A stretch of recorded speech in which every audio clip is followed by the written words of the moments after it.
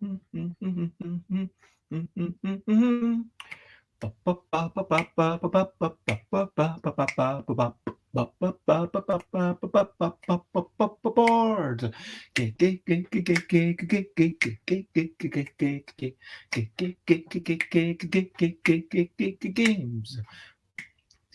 board games, it's what we're talking about. Board games, board games, I'm not gonna shout. I am starting off this streaming with a little bit of singing. And over here, I am on my own, here within this old home. And now I'll try to find it so you can have a look. I'm very unprepared. I'm going to be talking about a game book. It's called The Warlock of Firetop Mountain.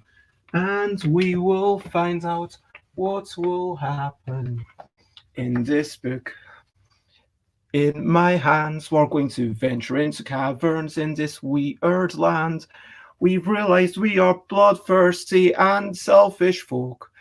And really, calling ourselves a hero is a joke.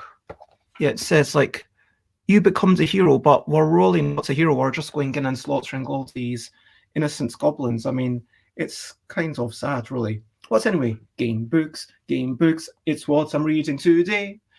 Game books with commentary along the way.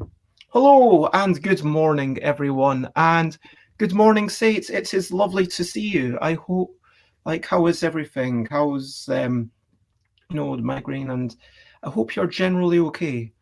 Lots of love. And of course, I am Bez. We are blethering about board games. I mean, more and more, especially this year, we've gone off board games. I mean, this is not a board game, let's be honest. This is a game book at best. But yeah, anyway, let's just keep the title. It is the Bezzy Bath Time board game Blether, where maybe we will talk about games and I'm going to mention a video game and go through a game book, and hopefully someone else can at least mention a board game. I hope someone's played a board game. Oh, we did play Spades again last night, so that's all good. Anyway, today I am reading The Warlock of Firetop Mountain. That's what we're doing. Now, let's go into our recent highlights, living life and seeing the sights. Recent highlights, playing games and other delights. Recent highlights. So, what have been some of your recent highlights? And hello, Alex. It is lovely to see you. Have you been playing any games recently? Have you had any nice food recently? Now, Sate played the crew promo missions. Ooh. So are the promo missions on Board Game Arena? How did you do that? That sounds quite fun. Orbis? Oh, I'm not so familiar with that one. And Azul. Great game, lovely game. Oh, in real life, lovely. Well, I'm glad that you're able to meet up and have other folk over. That is super awesome. So, yeah, good stuff. It sounds like you had a really lovely game day. So, that is lovely to hear.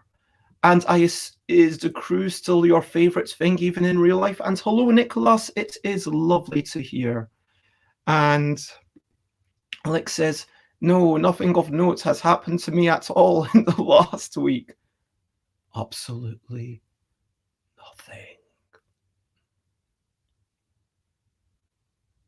Anyway, so tell us what your recent highlights are. I'm going to say that I did have a walkout. I mean, I've continued keeping up with my daily ambitions of not having sugar, brushing my teeth thoroughly, and having a daily walk. So that is a wee bit of a recent highlight. And hello, Game Cupboards, Ben and Kelly Lee. I hope that you're generally well. We're just talking about our recent highlights. So, I mean, this morning's walk wasn't a particularly great one, but yeah, yesterday, you know what? I was walking around in the morning wasn't too great, but it's good to get me in the frame of mind. Be like, yeah, I literally only went round the block, but it's still a minor achievement. In the afternoon, 3 p.m., I was walking around and did some chatting with a good friend of mine, lovely friend, and we played bits of spades with the family. Still a great game. I mean, still fun way to pass the time, to have a wee bit of together time. I also, in the evening, played Life is Strange. I started that game, which I know it's not a board game, I know it's a video game, but yeah, I do play those occasionally. And Life is Strange, I was so frustrated by the very start. So, like, in the first 10 seconds, there's these two messages. One of them, like, the standard, these people are fictional, blah, blah, blah, this is copyright, blah, blah. And I kind of wanted to read that, and then it disappeared, like, literally within about 2 seconds, maybe. And then there was another thing, warning, this game contains blah, blah, blah. Well, I want to read that warning. Don't just flash that through within like 2 seconds. It's like a full screen of text. Give me time to read that. I was really frustrated by that. And then I couldn't quit the game. I couldn't find out how to quit. I later realized that you need to start the game in order to quit it. You can't quit from the main menu, which seems like really bad design. So I had to turn off my laptop to turn it on again. Then I took some screenshots of the earlier screens so I'd at least be able to see them. Anyway, I got into the main game itself. It's a lovely, pleasant thing. There's lovely music, and if you enjoy kind of slice of life, teen drama style thing with a hint of time travel, I'm only a few hours into chapter 1, and I am playing it very slowly, but I'm enjoying it so far. Now, Game Cupboard is working from home, so might be in and out when I have to answer the phone. That is totally fair. Oh, Nicholas played Ohanami. I don't know that one. Do you mean Onitami? Like the one where got like the cards, and then the card that you choose shows where to go. But abandon all artichokes. That's something that I really, really want to try out. And its life is also strange. And yeah, I have been enjoying that. And hello, Tally, it is lovely to see you. I hope that you're doing well over from Berlin. Lovely to see you. And Alex says, keep the goals as easy as possible to achieve, and the positive feeling of achieving things adds up. I love that approach. So if anyone wants to share anything else that they have enjoyed recently, any games, what's been your favorite game over the past couple of days? Ooh, I loving Chronicles of Crime. How far have you got? And I've only actually I did the intro, which, this is pretty easy, and then did the first mission. Oh, this is pretty nasty. This is fairly meaty and difficult. And didn't manage to quite work out everything in the first proper mission, not going to lie. And not had the occasion to sit down. I know that one of my housemates was really keen on it, but anyway. Oh, so it's a completely different game. Ohanami is a card game. I'll have to check that out. And Tally has been playing Loot Rascals. Not heard about that one. And Secret Hitler on Tabletop Simulator. Lovely. That's an interesting one, isn't it? Like, I know some people disagree with the theme, and other people say, wow, this is a really good facsimile. It gets like 1% maybe of the impacts of how people can be corrupted, and by using the methods of evil, then you yourself become evil, or at the very least, allow evil to take control. But those are all good things, and I hope you have all had a good weekend, and welcome to the week. And so now we get into brilliant thing, what's a little thing which is brilliant. Feel free to keep telling me things that you have enjoyed. I didn't really like Secret Hitler, says Tally, but it was interesting. I mean, yeah, something like is this a valuable experience for you? I guess that's what you've got to sort of ask. Anyway, brilliant thing. Let's talk about atoms. Oh my gosh, like atoms. I mean, the fact that everything in our universe is apparently made of these teeny tiny things, which is like smaller than the gap between my fingers, even though there is ostensibly no gap. And then you look at the microscope and there's all these little bumps between them, and you've got molecules, and then it's like the fact that you are made of these teeny tiny building blocks, and of those little building blocks, none of them that you started with will actually be part of you when you die. And then you think, wow, well, who am I?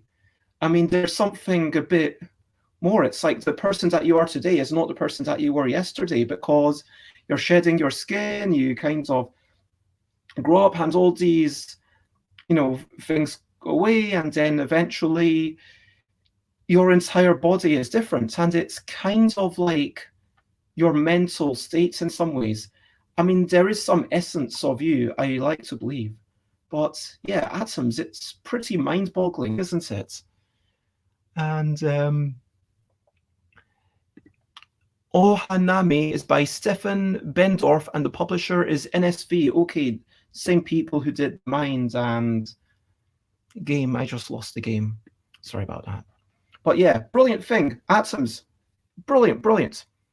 So if anyone has any questionably quick questions, you've got a couple of minutes to ask them. And I am going to answer the question which I always ask myself, or if anyone else is here, where am I? What time is it? I am in Glasgow. It is 10:11, 11 minutes past 10. Feel free to tell me, where are you? What time is it?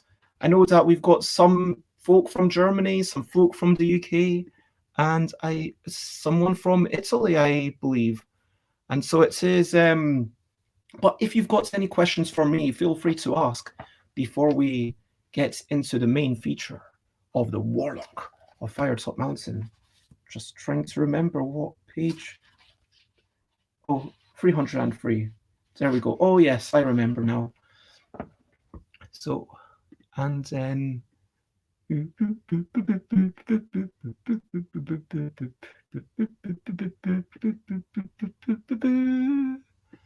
So feel free to, whoops, didn't mean to do that. Feel free to comment, ask questions, like, follow.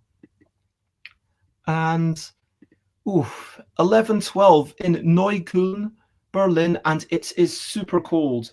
Here, I do not know the temperature, but yesterday it was -1 and it's feeling a wee bit warmer. Today is warmer still. I don't know if I can. I'm guessing it's about 2 degrees. I'm not sure, but yeah, the snow is all but melted. There's still a couple of icy patches, so we'll still need to be careful. But yeah, not my favorite sort of weather here either. It's -3 in Leipzig. I just woke up in a room with open windows. I assume that was a mistake, or did you fall asleep and forget that your windows were open, or did the wind blow them open? Either way, that sounds a bit miserable, and yeah, lots of love. But yeah, wow, that's, sorry, I'm still mind-boggling from that. I am going to, darn, I am so super underprepared. I am going to be having a one. Oh yeah, there we go. Xate loves the cold, and I am rushing just 2 meters away to grab my water bottle, and because I know that with this read through I am going to need some water, so I do apologize again. And so I'm ready. I've got my water, I've got my possessions and notes about what we're carrying, I've got my map and notes and hints, and so I think we can begin with our reading of the Warlock of Firetop Mountain. let me sit down and tell you what's happened last time. So, in part 3, we read through the intro. We generated our character, who is Lady Bezebell I from Brombury, the Boastful Baroness, who we should now say is indeed a bloodthirsty Boastful Baroness. And hello, Rob, it is lovely to see you. We are talking about Lady Bezebell from Brombury. Skill 9, stamina 16, luck 11.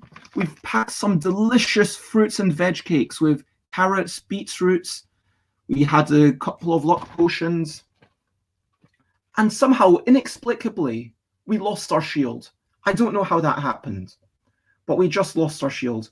Maybe we lost it in a bet. Maybe we lost our castle. We don't know.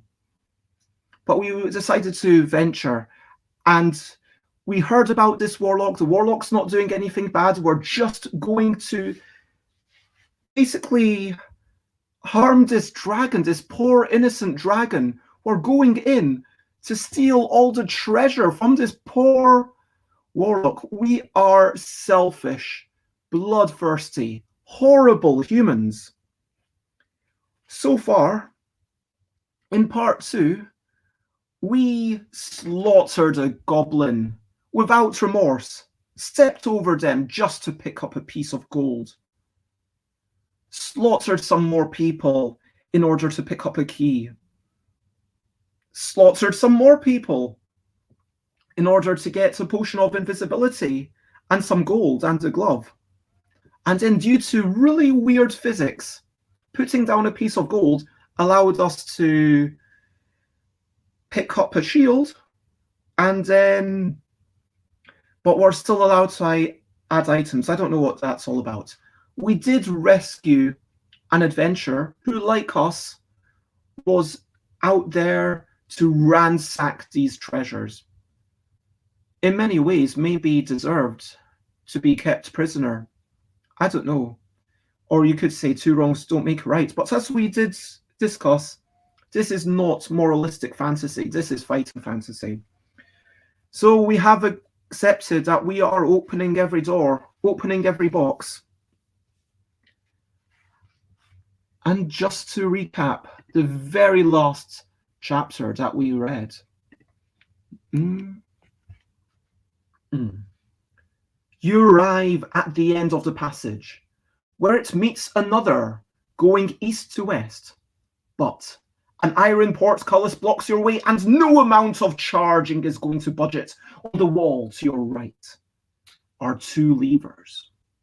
And it seems likely that these levers have something to do with raising the portcullis. Do you wish to pull the right lever or the left lever? Now, of course, we have been told by the person who we rescued that we do need to open the right lever. So let's go with that, shall we? I think we all accepted that last time, and we are turning to section 128.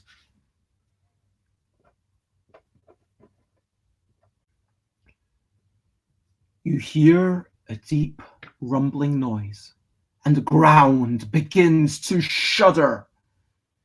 Slowly and noisily, the portcullis rises into the ceiling.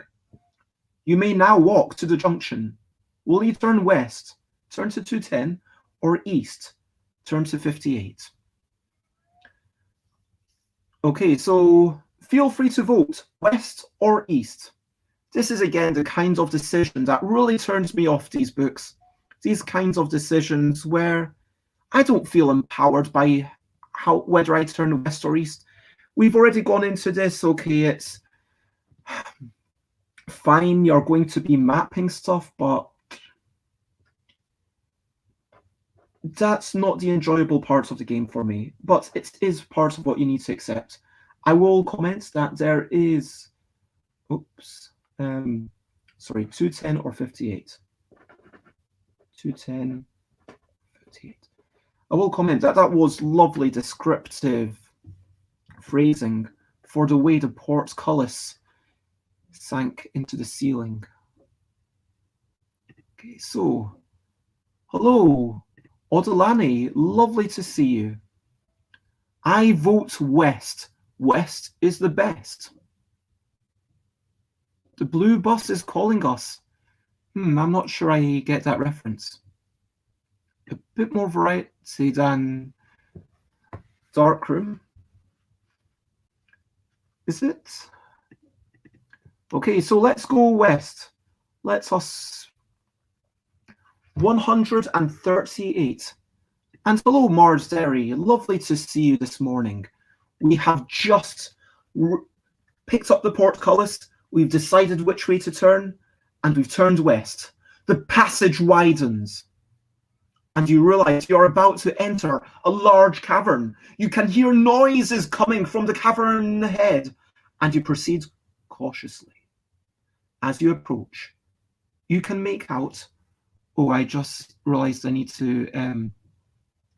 I do need to make Sate an editor because this is not music, just in case. Oh, I am on talk shows and podcasts. Okay, anyway. As you approach, you can make out a large figure in the distance, and you are overawed as you realized that this oversized human must be at least 3 meters tall. Dressed in a leather tunic, the creature is absorbed in a meal he is eating at a table. Okay, so we're just describing. Yeah, I guess it's. I was going to comment on the ascribing of gender, but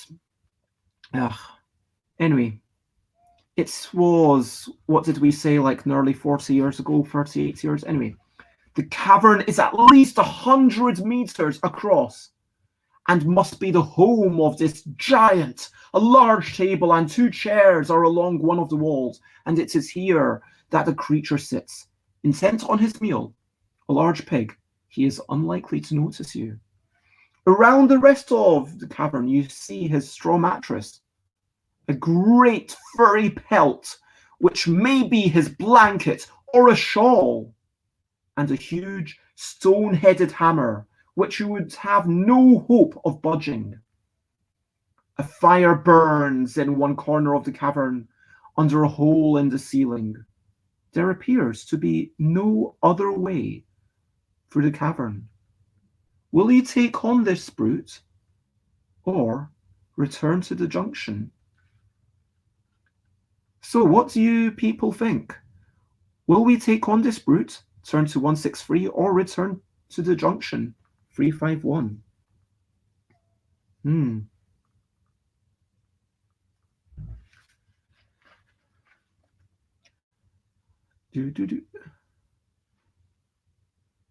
And trying to wait a minute, did I think I might have just messed up.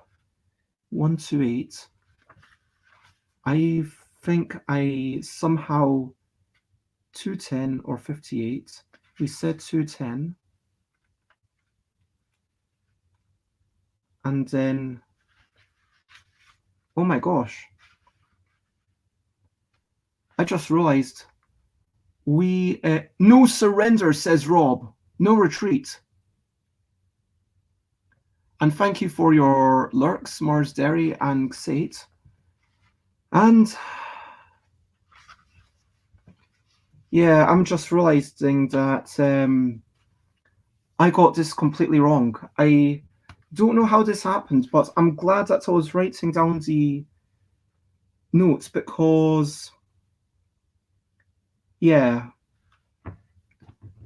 we should not have even encountered the giant. So bloop, bloop, bloop, bloop, bloop, bloop, bloop. Let's go back. Let's okay, so that should not have, that might be something from the future. And so we are actually in 225. Okay. So let's pretend that we just retreated and we might find an identical giant on a fire at some point in the future. That was completely me getting things wrong. I've gone back, I've turned west and west, and that leads us to the passageway continues westwards and then turns due north. Some way up, you reach a junction where a narrow passage runs off to the west. Will you continue northwards, turn to 77, or take the west way, turn to 63? 77, 63. Okay. It was a dark dream of a future that may yet not happen, indeed. And it is some modern time manipulation mechanics with the finger of God and turning the literal pages of time. Okay, we've got to vote for West. I'm just going to assume that everyone always wants to turn West. We have had nothing but votes for West. Get here and we will do the rest. Okay, so Westway is 63. Let me at least keep that in my mind so I don't mess up again. Okay. As you walk along the corridor, you can see ahead that it is getting narrower. At one point, you stoop. And as you do so, a deep, resonating laugh starts up around you. Do you wish to continue? If so, turn to 281. If you wish to turn back, turn to 10. Okay, so what's going on here? It sounds like this might be a corridor that's actually alive. Do we dare continue? Do we, until we reach the doors? No retreat, says Rob. Okay, 281. 281 it is. The narrow passageway eventually becomes too small for you to walk along. So we're not actually charging, we're more like crawling. You get down on your hands and knees and crawl. Eventually, you will get no further and there seems to be no way through. So you decide to return to the main passageway. You head back to the junction now. So it does take us, so you had no choice. You arrive back at the junction and turn west. Turn to 77.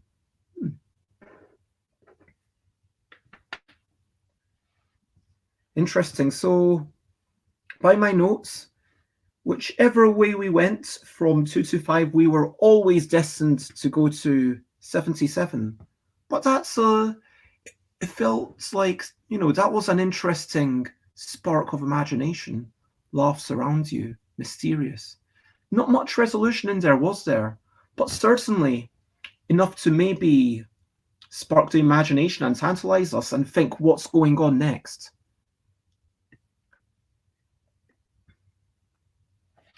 So 77 it is. Several meters up the passageway, I think you know what's coming up. You arrive at a junction where you may turn either west or east. Set in the rock on the north wall is a small recess where you may rest and eat provisions without being seen. If you wish to take provisions here, do so. Afterwards, you may set off either eastwards, turn to 345, or westwards, turn to 18. Okay, so in case people are wondering, we have 16 stamina. So we are literally on full stamina. There is no point in taking any food. We have no miniaturized potions to get us through. So I will let people choose, but I am assuming that the answer is going to be the same as always. West or east? 345 or 18? And I'll go with whatever the first choice is. Will we turn west or will we turn east? Which direction will hurt us the least? No safety or surprise. says Odolani. I'm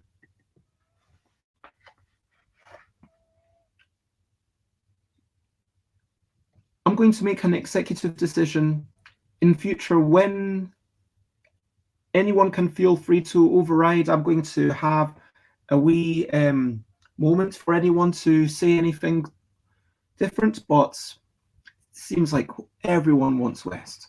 You walk westwards along the passageway. After 50 meters or so, the way turns northwards.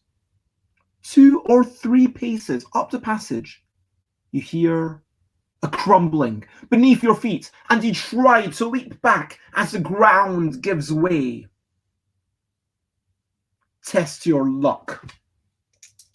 Okay, so for those who aren't aware, the way to test their luck is to roll 2d6, which we got a 4 and a 2, which is 6, and that is less than our current luck. Oh wow, our luck was actually increased back to 11, so now it's down to 10. If you are lucky, you manage to leap quickly backwards before a pit opens. If you are unlucky or too slow and you fall over 2 meters down into a pit, lose 1 stamina point, but of course none of that happened. If you were lucky, you had better return to the junction. 261.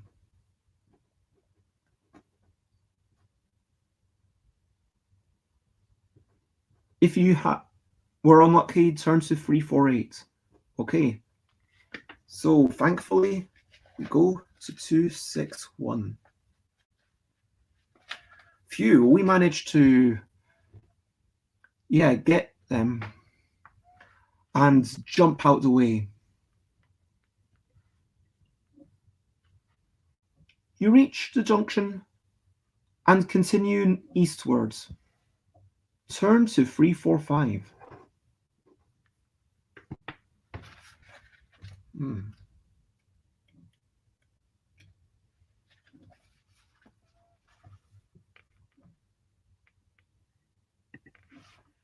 Delani says, that was fun, thank you very much, but need to get back to work. Ride the highway west, baby, ride a snake. And all other potential unfulfilled references to the end by the doors. Well, thank you for jumping in and have a good day at work. So, 345. You follow the passage eastwards. So obviously, that whole westwards passage, again, it was just a dead end. It was just a potential trap. But we managed to escape. We're doing well. I'm actually finding it quite fascinating how some of these are looping back to certain numbers of options not taken. It is genuinely fascinating, and maybe had I just written down the numbers rather than tried to draw a map representing the physical map, I would have enjoyed it more back in the day. And hello, Owen. Lovely to see you. You follow the passage eastwards for several meters, then it turns to the north. Shortly, you reach another junction where you may either go straight on, 381, or you may turn right into an eastwards passage that soon turns north, 311. So basically, either way, we are going north. So do we want to carry on, or do we want to go around a little bit and then carry on north? Let me know. 381 or 311.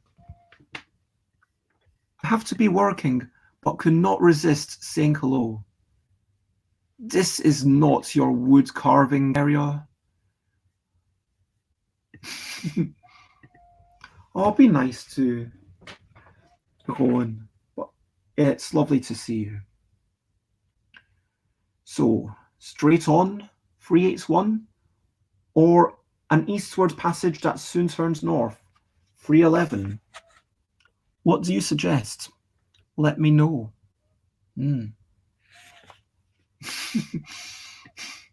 311. Okay, it has been chosen. 311.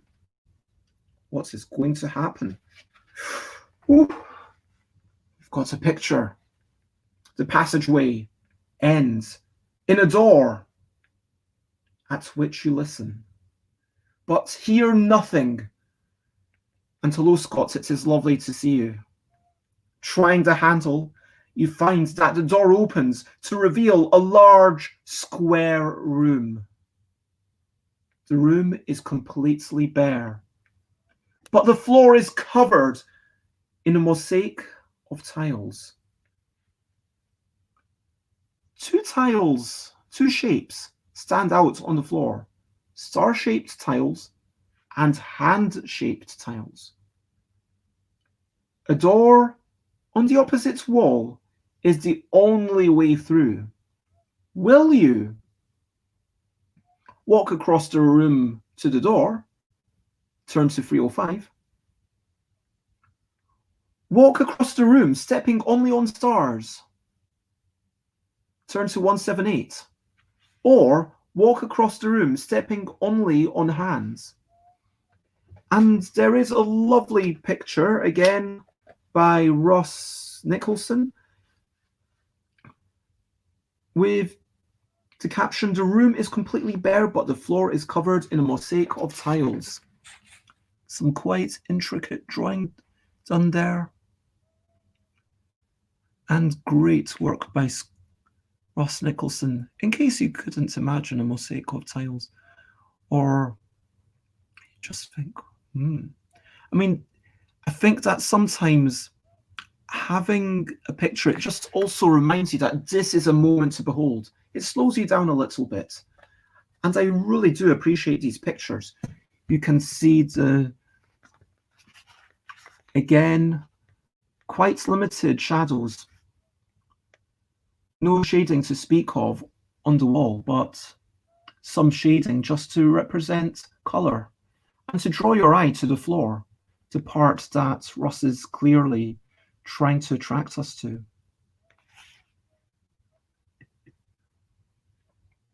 Just to say, we are still alive. We have not eaten much fruitcake, but don't trust the easy way, says Jeroen.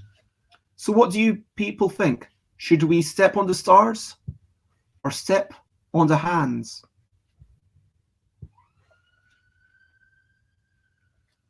There is only, we cannot go back. We cannot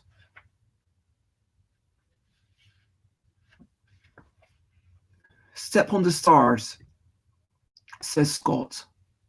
Look up, says Xate, which might indeed be a reference to stars, I don't know. Going to 305, 178, 108. And so, stars. Hands. Well, we had 2 votes for stars. So we're going to do it on the stars. 178. Let's see what happens. I was thinking hands because, hands supports you. Like the hands. Okay, 178. You tiptoe precariously across the room to the door in the north wall. You open the door and proceed through it. Turn to 162. Whew, so there we go. Apparently stars were the correct choice. Well done, everyone. So there we go. 162. The passageway ahead runs northwards, and you follow this until you reach another junction. Here you may either continue northwards, turn to 23, or you may turn westwards, the people's choice. Turn to 69.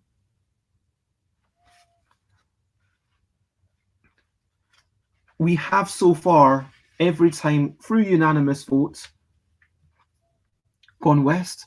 But since we've got a couple of new faces in chat, I will let you choose. 23 which is northwards, or 69, which is west. And Alex mentioned, as you're gazing through the room, maybe you might want to have looked at those stars and see how they shine for you. It's interesting how much it leaves almost unsaid, because in that chapter of going through, it doesn't mention your relief. It doesn't mention you feel a wave of relief or anything like that. But it allows the reader to feel that sense of relief. West, says your own. Well, we have the first vote, says for West. So, Scott, you are literally the first person in this channel to have not voted for West. But some way along the passage, the corridor bends round to the north. And you follow it until you reach another junction. At this junction, you see an arrow cut into the rock, pointing to the north, and you decide to try this direction. Turn to 244. I've got a bad feeling about this, and I don't like this lack of agency. I'm just going to say, so we go west, and then there's another junction, and we're just forced to follow I guess that's saying, look, adventurer, you are stupid enough to follow an arrow that's carved into the thing. For goodness sake, I mean, if anything, this might be a trap. Come on. Yeah, this is a fair point. Do we have a compass? Apparently, we just have some innate homing pigeon like sense in our minds that allows us. The only way is north. It's his destiny. So 244.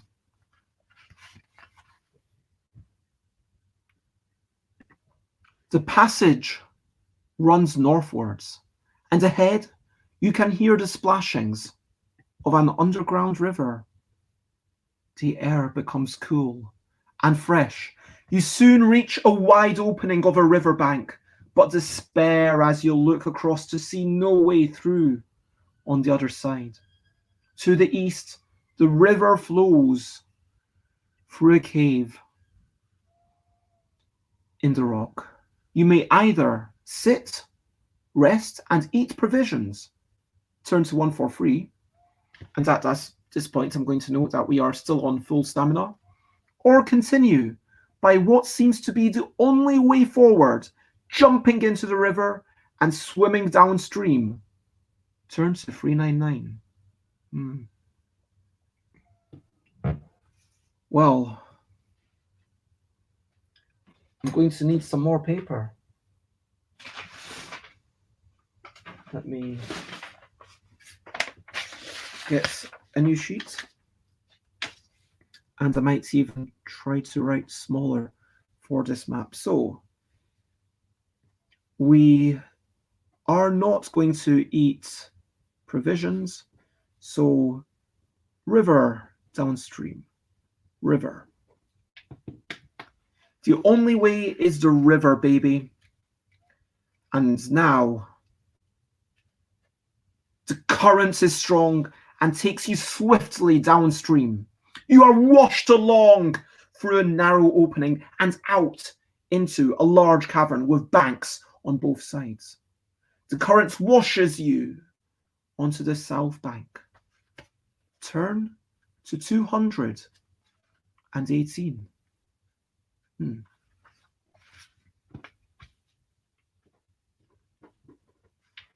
You are on the south bank of an underground river, facing across its black depths. There appear to be 4 ways of crossing. To your left, a rusted bell bears the sign, ferry service, 2 gold pieces. Please ring. There is a small raft in front of you on the bank with a long stick resting beside it. You could punt across the river. A rickety old bridge crosses on the right. If you don't trust any of these, you may swim. Which will you choose? Ring the bell, turn to 3. Punt the raft across, turn to 368. Risk the bridge, turn to 209.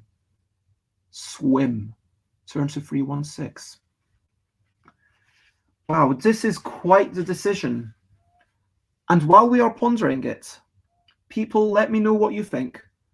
And I will show you another picture with the caption 218. You are on the south bank of an underground river facing across its black depths. I like how it has the little number to clearly show you, oh, this is referring to the section that I'm just reading out. Again, great use of brightness to lead the eye into certain directions. Everything being framed by the banks and the, which one's stalagmites? One's up and the other one's down. Is it stalagmites or stalactites? Anyway, whether the, the rocky roof, can see an inscription. I do really like the way that this water is rendered. Those pools rippling. Again, unnaturalistic lighting, but so good at evoking the mood. So how are we going to, and actually looking at it carefully, I absolutely adore the way those pencil marks are done up at the top. I just want to acknowledge that. It's almost reminiscent of, I don't know, an etching. But so what do? We have been told previously by the companion that something about a man and a dog and 2 keys with the boat.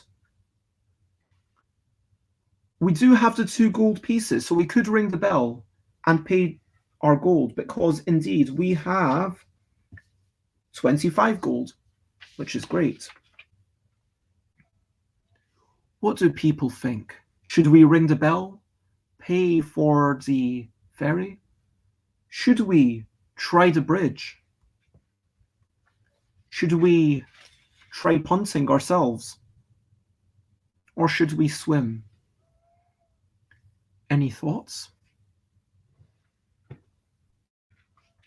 I mean, it seems like right at the start of this adventure, we were told that we needed gold. So given that we've managed to achieve that, I feel inspired that ringing the bell might be the thing to do. Conversely, if we want to kill ourselves, then maybe the bridge or swimming across, that definitely seems like the riskiest option. And if no one makes a choice within a minute or so, I'm going to make a decision. Well then, swim. Okay. Wow. You really have a death wish. The water is icy cold. You start to swim and notice that your splashings are attracting moving turbulence in the water. Will your strength and stamina hold out? Say it just like swimming, apparently. And apparently so does Lady Brombury. Roll 2 dice. If the roll... Yep, we don't even need to check. If the roll is equal to or less than your stamina score, you believe you can make it and swim furiously for the north bank. Turn to 151. And that is what happens. If the roll totals more than your stamina score, you decide not to risk it. And turn to the south bank, 218. You may eat provisions on the south bank. So we are swimming. We believe we can make it. We're turning to 151. You gain ground on the turbulence in the water, but a few meters from the north bank, you notice two sinister reptilian eyes on the surface of the water watching you. You are swimming straight for them. If you decide you'd rather not face the owner of the eyes, you may turn around and head straight back to the south bank at full speed. You arrive exhausted, lose 1 stamina point, and turn to 218. Alternatively, you can risk the eyes ahead. Turn to 86. You may try a detour, which will send you nearer to the turbulence. And I should note that turbulence is in scare quotes, so I'm not sure if turbulence is actually some sort of magical thing. So, what do you think? Should we go straight in for the eyes? Should we turn back and then maybe try to ring the bell? Or should we risk the turbulence? So risk the eyes, risk the turbulence, or go back? Let me know what you think.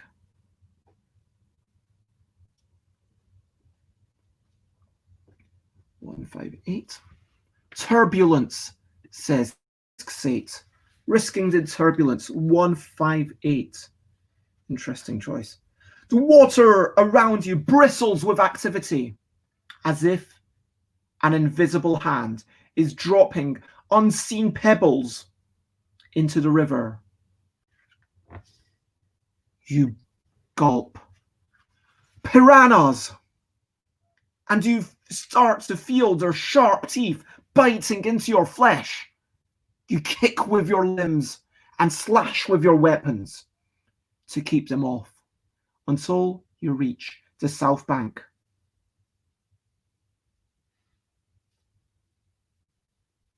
Wait a minute, I didn't think we were going back to the south bank.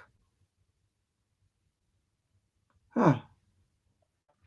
Let me just 151. Huh. Weird. Okay.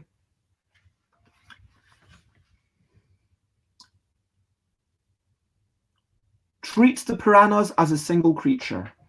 And for me, this is exceedingly weird. I mean, I thought we were headed to the north bank, but suddenly, because of the piranhas, which were apparently behind us, now we're going to the south. Yeah, that feels like a little bit of confusing text. That was a bit annoying. Anyway, so it is the cave piranhas. Skill 5, stamina 5. Let me remember how to fight. Okay. How does fighting work? Roll the 2 dice once for the creature.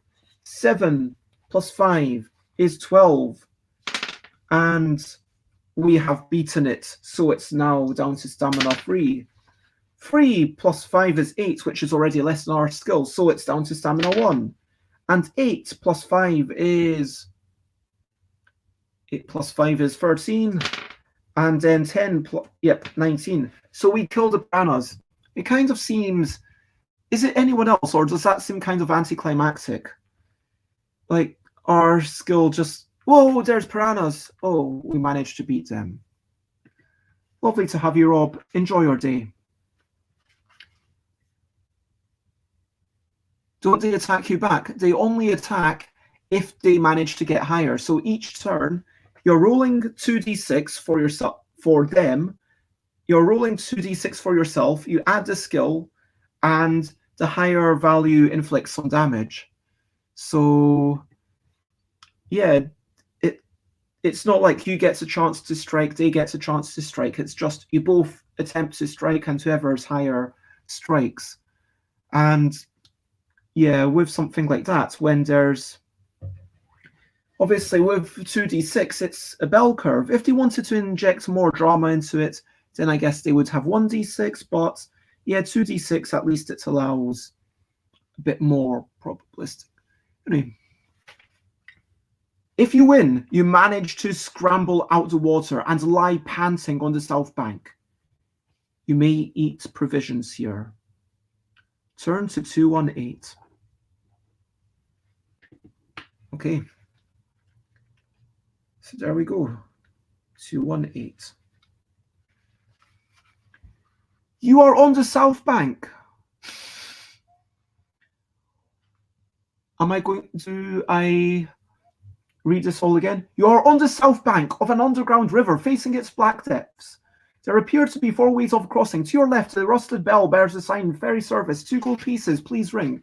There is a small raft in front of you on the bank with a long stick resting beside it. If you could punt across the river. A rickety old bridge crosses on the right. If you don't trust any of these, you may swim. Which do you choose? Ring the bell, turn to 3, punt the raft across, turn to 386, risk the bridge, turn to 209, swim, turn to 316. So, we've just gotten to exactly the same point. Anxate says swim again.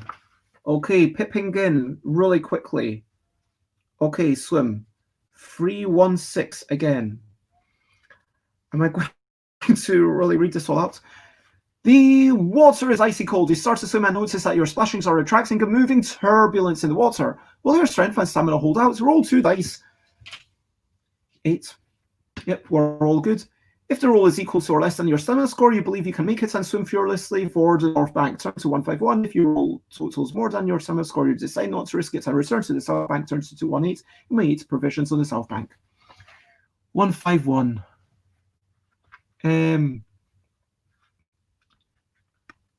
151.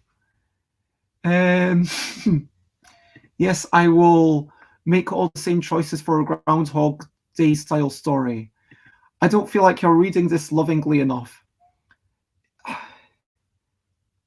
You gain ground on the turbulence in the water, but a few meters from the north bank, you notice 2 sinister reptilian eyes on the surface of the water watching you. You're swimming straight for them. If you decide you'd rather not face the owner of the eyes, you may turn around and head straight back to the south bank at full speed. You arrive exhausted, lose 1 stamina point, and turn to 218. 218 being where we... Alternatively, you can risk the eyes ahead. Turn to 86. You may try a detour which will send you nearer the turbulence. Kiss the owner of the eyes. Okay, so we're going to 86. And we find out what happens if we go straight there.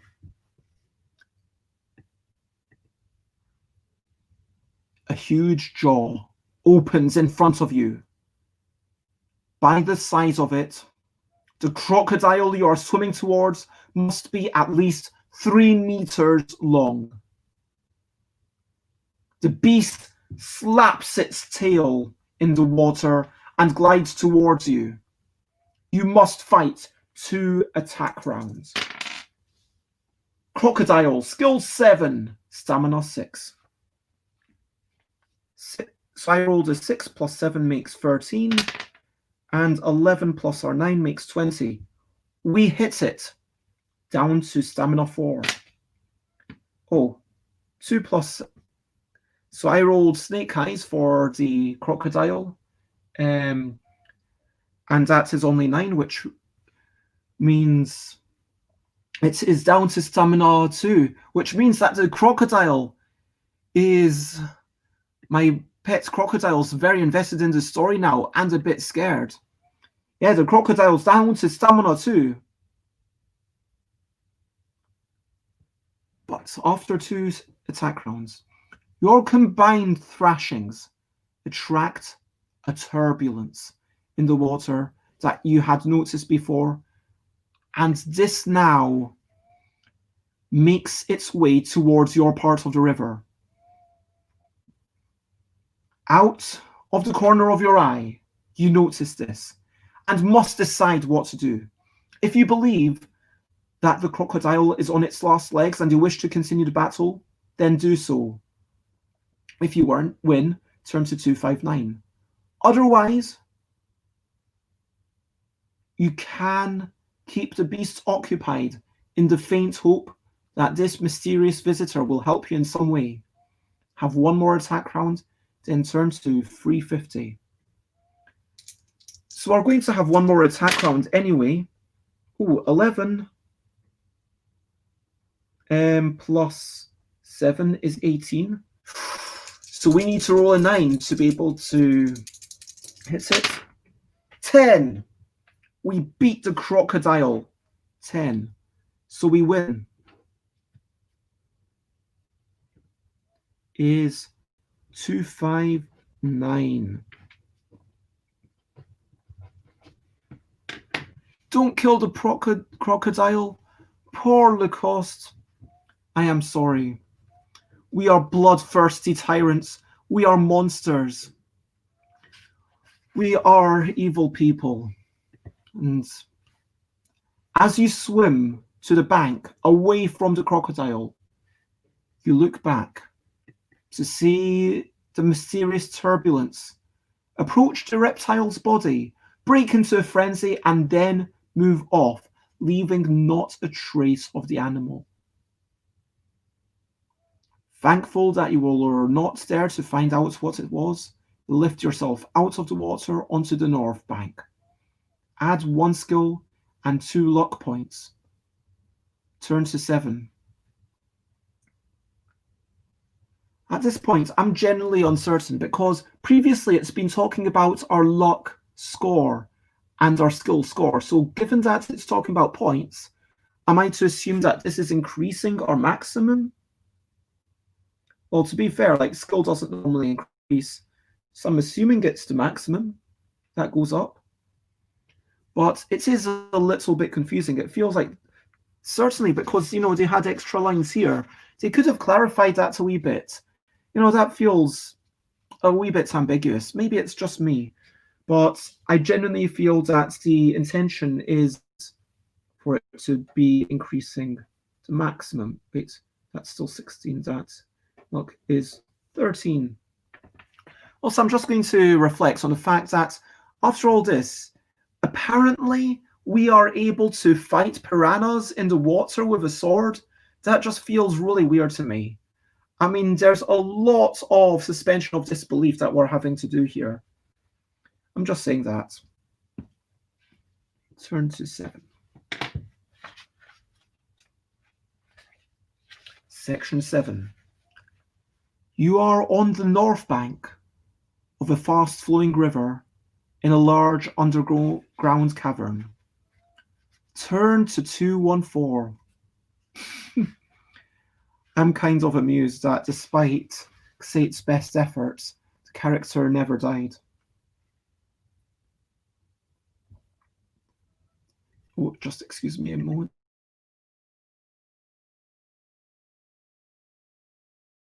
Sorry about that. Facing northwards, the rock face is smooth and glistening with moisture. Moss of many different hues grow on the surface. There is an eerie silence, punctuated only by the splashings of the river as it flows behind you. You have 3 options. A passage runs off to the northwest. If you take this route, turn to 271. A large timber door is directly in front of you in the middle of the rock face. If you open the door, turn to 104, third option over leaf. Another passage runs out along the river eastwards. To follow this along the river bank, turn to 99. I find this really interesting in terms of typesetting, how, like rather than waste all this space, I guess, to be fair, that might have worked really badly for the next page, but they just have in tiny wee letters, first option over leaf, because this is, they noticed at least that this is confusing, so I appreciate that. Anyway, so what are we doing? Are we going to follow the passage off to the northwest, because apparently west is best? Are we going to open the large timber door in the middle of the rock face? Or are we going to go eastwards? So west, east, or door? Now, in the past, you have always been voting for opening the doors, but you've also been voting for always going west, so do let me know what you think. West, east, or open the door? Hey, wait a minute. Was that from 214? Plus skill. And it does occur to me that thanks to this addition in skill and luck, our brief excursion has benefited us. Ooh, our first choice has come from the game cupboard, who have said east. This is a new one. Turn to 99. Let me just make a note. 104, but we're going to 99. Let's avoid any inadvertent time travel like we had earlier.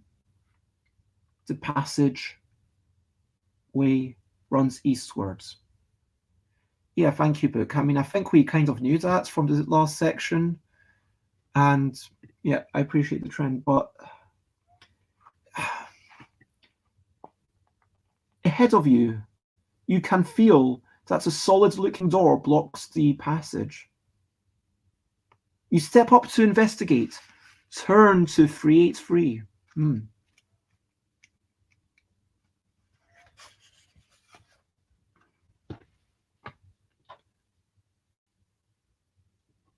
Section 383. There was no choice. A sign above the door reads Boathouse. The door is firmly locked, but a small barred window allows you to look inside. You can see a number of skeleton men working on building a boat of some sort. They move in a series of quick, jerky actions, rather insect-like. If you have a key clearly labelled Boathouse, turn to 80. Unfortunately, we do not have such a key, so we cannot take this choice. If you want to try to break the door down, turn to 264. If you want to return to the riverbank and try another route, turn to 129. And another gorgeous illustration from Ross Nicholson with the caption, you can see a number of skeleton men working on building a boat of some sort. And gorgeous anatomy.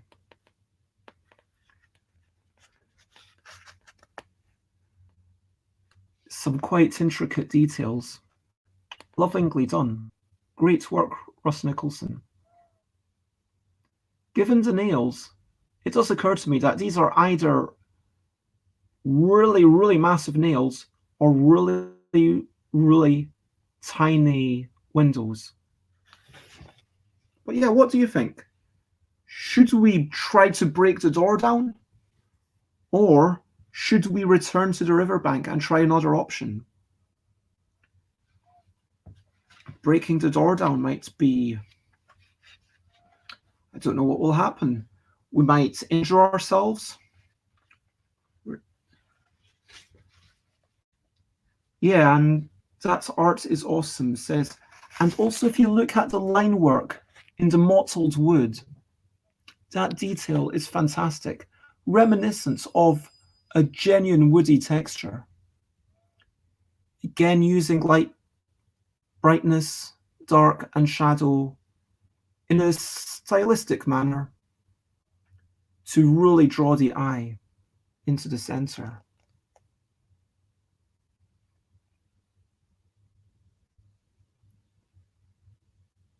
I mean, with the bold use of blank white page, it almost looks like this art is just shining. Anyway, choices. Break down the door or return to the riverbank.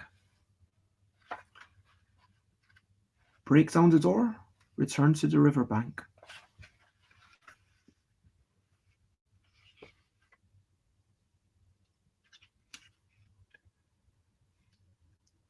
I've decided we are going to charge a door. But apparently there is no way you are going to charge a door down as it is 12 centimeters. I'm glad. Hello, great G, things are happening. Lovely to have you. I correctly interpreted this.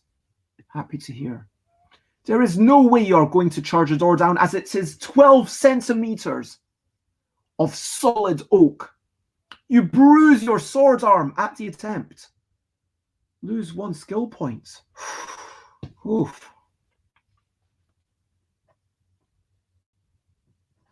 That is unfortunate. You can only get through the door if you have the boat's house key. If you have this key...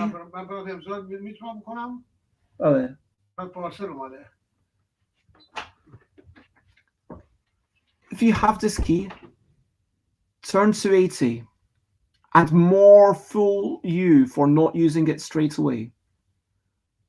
I like the way they kind of got that little dig in. Yeah, why were you not using it? So we are back down to our starting stamp skill. That is unfortunate. Otherwise, you will have to return to the riverbank and try again. Turn to 129. You return to the riverbank and decide to try the door in the middle of the rock face. Turn to 104. So we don't even get to go west, apparently, anymore. That is slightly sad.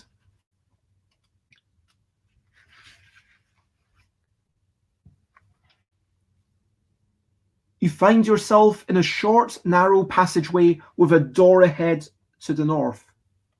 You try this door. Turn to 49.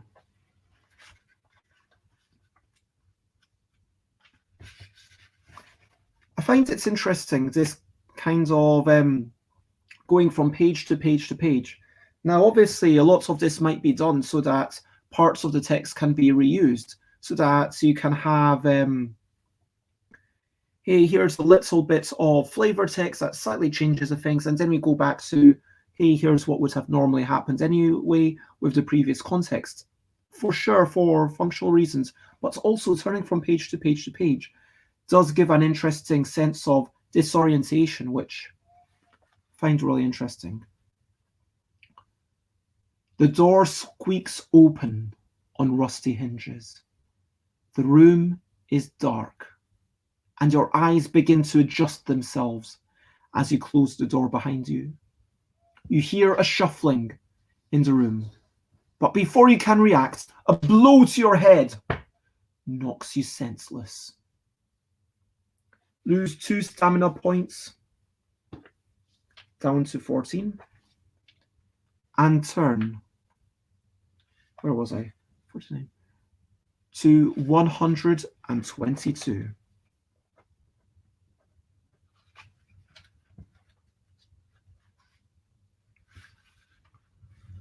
You awake with a throbbing head and look around. The room is about 8 meters square, with doors to the north and south. You have been dumped in the southwest corridor. How do we know it's the southwest corridor? What does that even mean? I mean, I thought that this was a room. It says the room is about 8 meters square with doors to the north and south. You have been dumped in the southwest corridor. Yeah, this is... Anyway, let's carry on. Standing motionless in the center of the room are 4 men. At least, they appear to be men. Their skin is a greeny grey color. Their clothes are tattered and torn, and they are all staring vacantly at the ceiling. One carries a club, one a scythe, one an axe, and one a pick. They are ignoring you completely. Around the room are various peasant-style weapons, pitchforks, axe-handled, pointed sticks, etc. 1 or 2 shields, and several barrels. In the northeast corner is a human corpse with a sword in one hand and a shield in the other. You move your hand up to your head to feel for signs of blood, and you're relieved to find you're not bleeding. But as your hand moves, The strange creatures in the center of the room turn their eyes down towards you. Do you try to talk to them? Turn to 268. Jump to your feet and charge them with your sword. Turn to 282. Scramble for an exit through the south door. Turn to 13. Or, given that one is carrying a scythe, which Xate chose to willfully misinterpret, Xate suggests we join them and ask if we can also play scythe.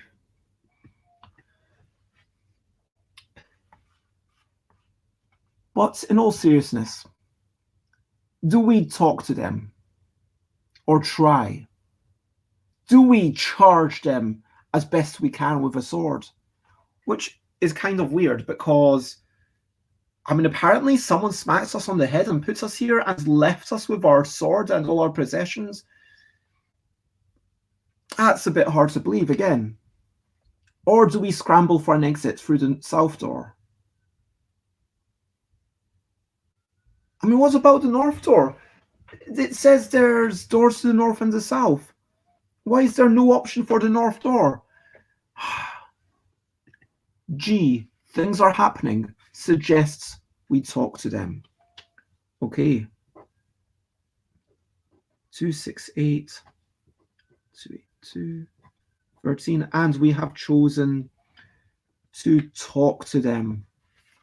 268. Their vocabulary, we will be talking to them, but again, another illustration by Ross Nicholson that you can see. I mean, they are clearly not human based on this. Their gaunt nature is more zombie-like, although having said that, the gaunt nature of the human that we uncovered was very zombie-like as well, so it seems to be more of a stylistic choice. It is the stuff of horrible, horrible, horrific dreams. Their vocabulary is limited to a series of moans and groans. They appear not to be intelligent at all. Furthermore, your conversation merely serves to attract their attention to you. They grip their weapons and it looks as though you will have to fight them. However, there is a slim chance that you could make it to the door you came in through. If you want to try for that door, turn to 13. If you have resigned yourself to a battle, turn to 282.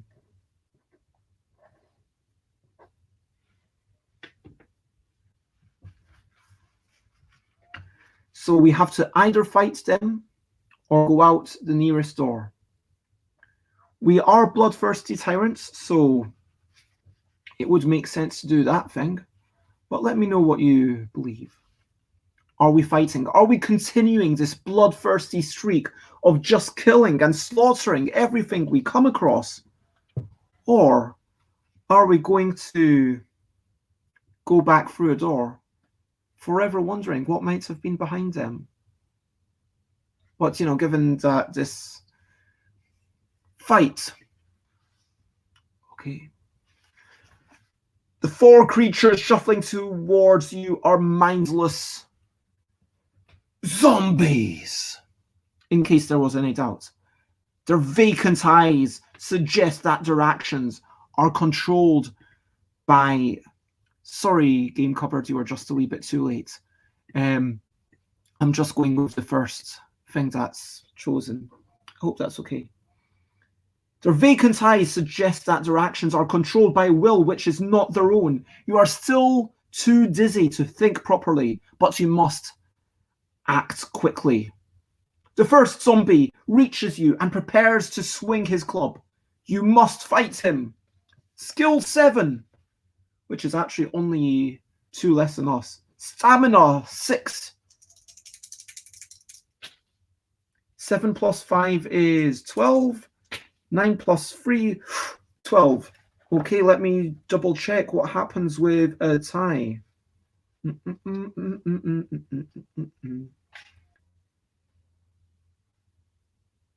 If both attack strengths totals are the same, you have avoided each other's blows. Start the next attack round. Okay. So first attack round, it's not looking good. Second attack round, 6 plus 7, 13. 10, 11, plus 9, boom. We take them down. They're down to stamina 4. 5. We rolled a 5, that makes it 12. So we only need a 3. We got to 5. Okay. 7 plus 7 is 14. So we need a 5, which we get to 5, which means we deflect the blows, and we're still trying to do that final point of damage. And now we rolled a 3, and it's down to 10. I know eventually I'll have a double camera setup. So, if you defeat the first zombie, add 2 luck points and turn to face the other 3. Wow, 2 luck points, seriously. 15. And turn to face the other 3. Fight each one in turn. Well, I guess it's movie logic. Skill 6. 6 plus 9 is 15. So you need to roll a 6. Come on. And we rolled 11. Boom. First blow goes to us. 12. Oof. 18. We need to roll a 9. And oh my gosh, it hurts us. At this point, do we use a bit of luck to reduce the damage? I would vote yes. What do you think? We have the choice to luck, using luck in battle. If it's wounded you, then if you are lucky, you restore 1 point of stamina. If you're unlucky, then you get 1 extra stamina. But our luck is on 15, which means that currently we literally cannot lose. And we've got 10 out. Oh no, wait, we've got 10 out of 15.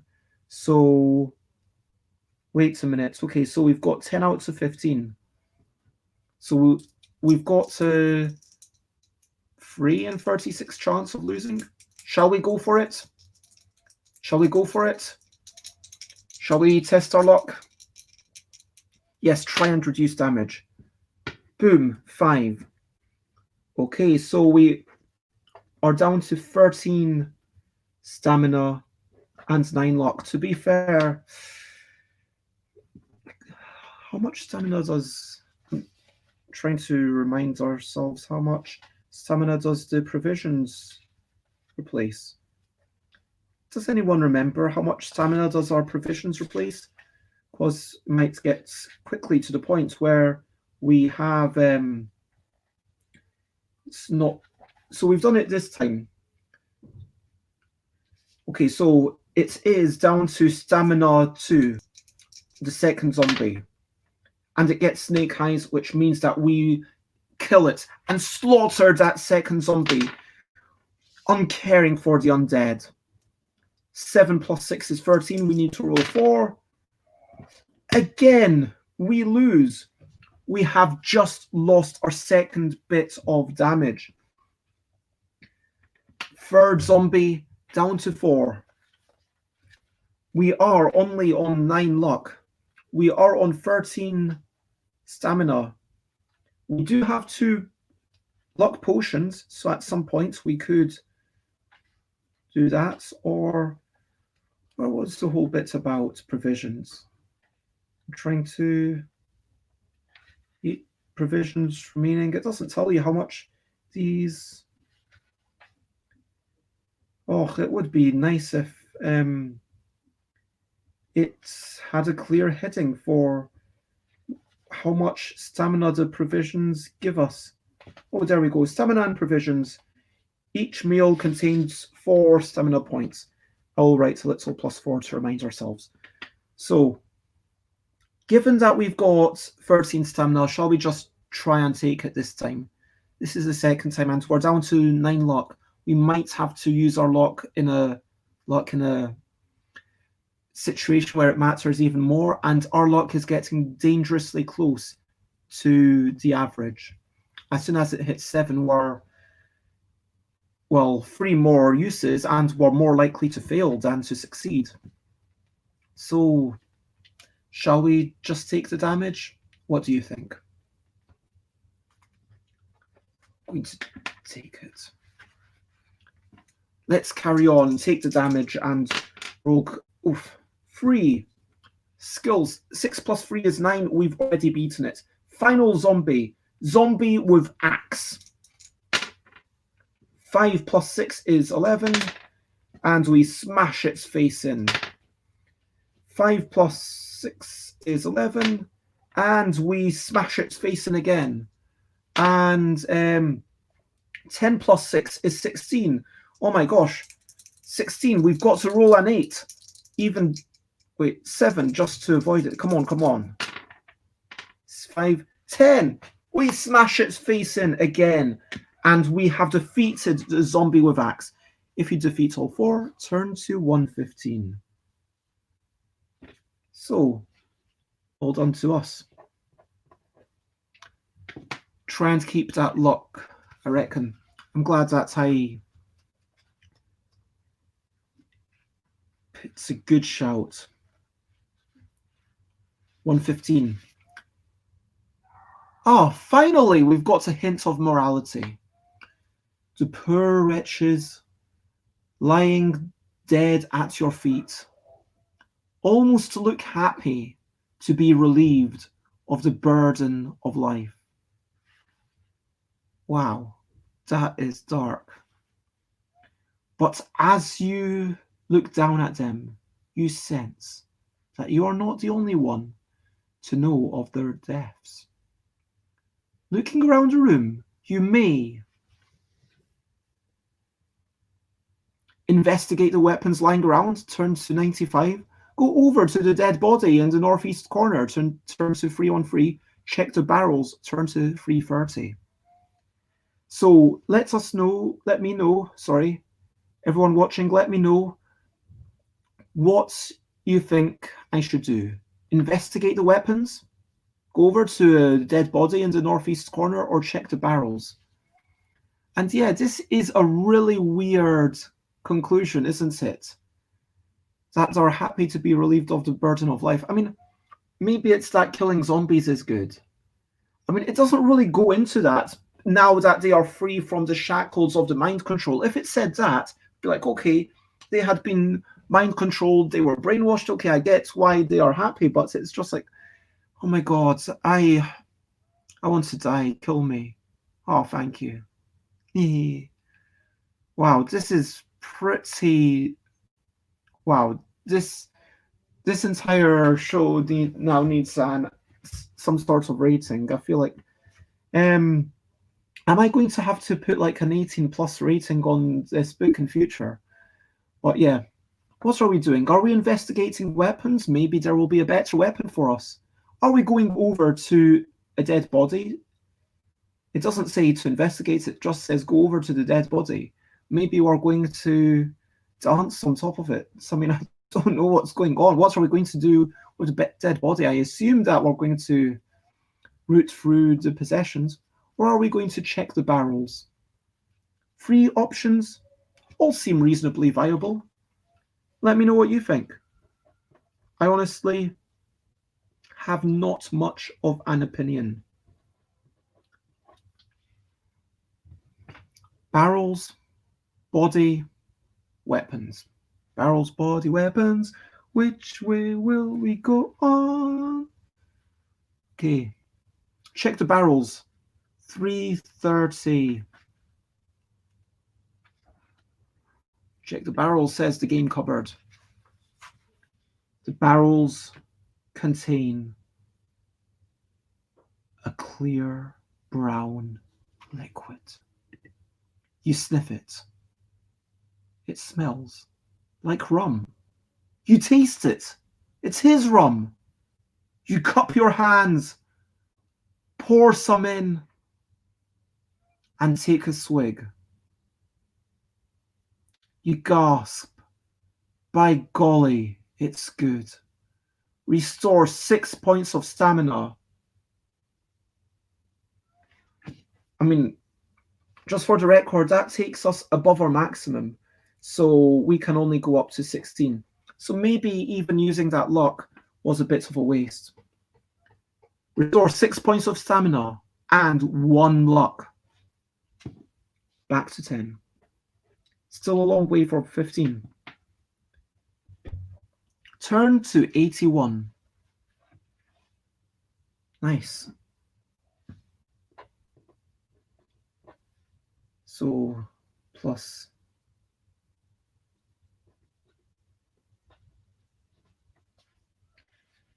81.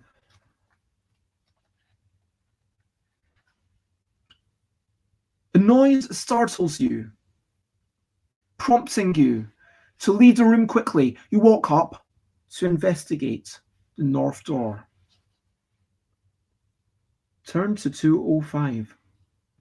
Huh. Yeah, exactly. Woohoo! Woo, rum. There's lots of celebrations and love for rum. I am not going to drink rum, but you know what? I will have a wee drink.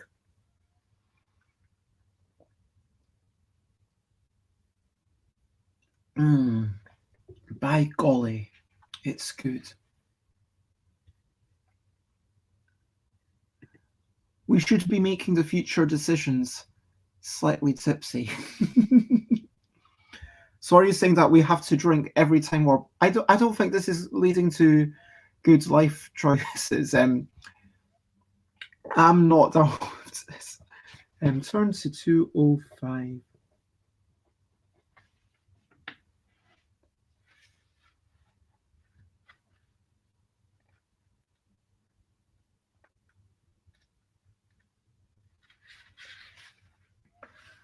The door opens, and you find yourself in a dark crypt of some kind. The room is very large.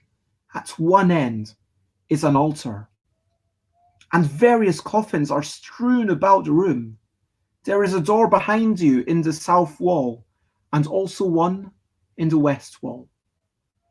If you wish to investigate the room further, turn to 254. If the place gives you the creeps, you can leave via the west door. Turn to 380.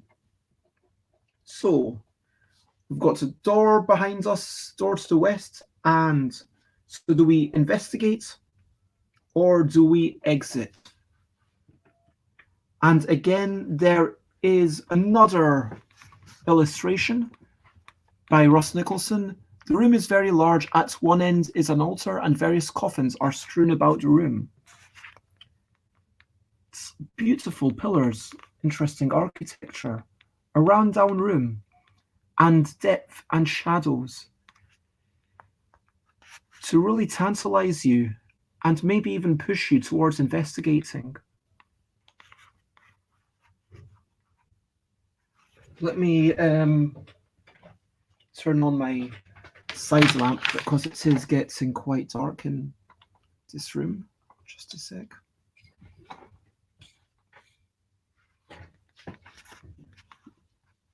So what?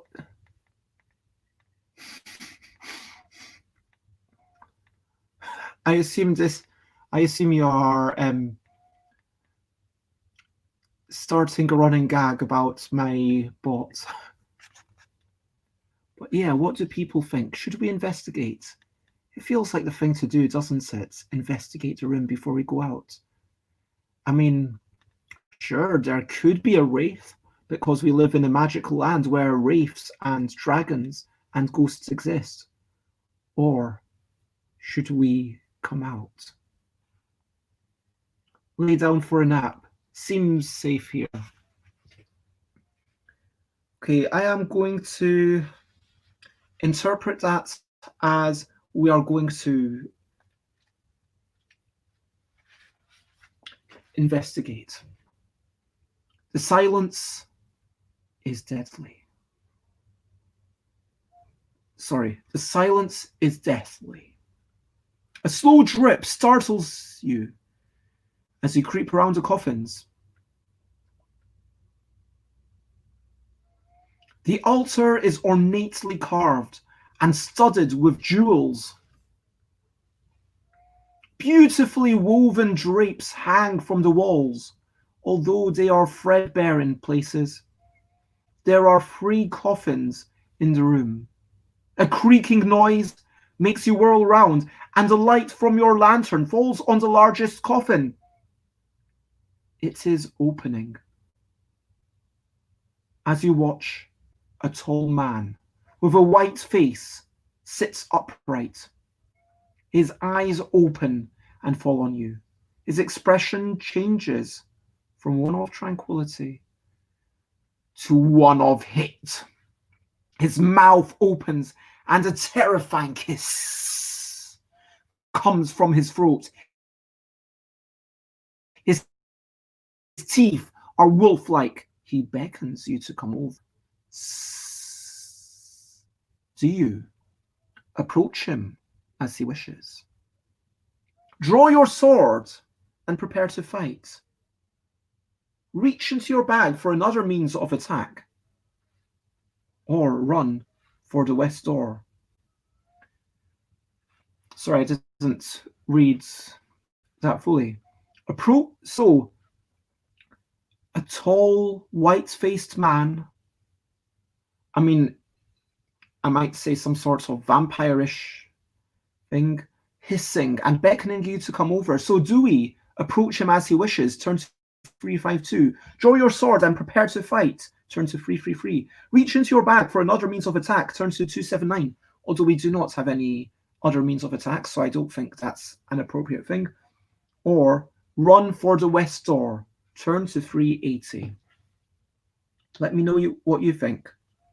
Run, approach, or fight? Run, approach, or fight?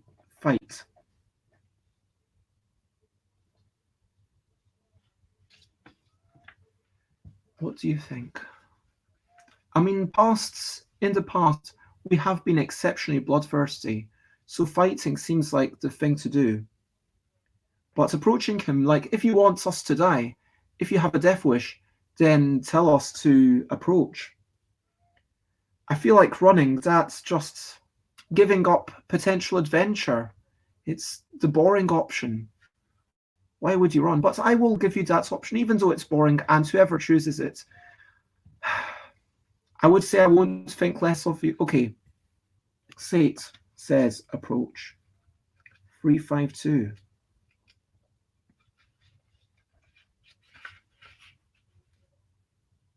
As you approach, you feel his eyes burn into you with considerable power.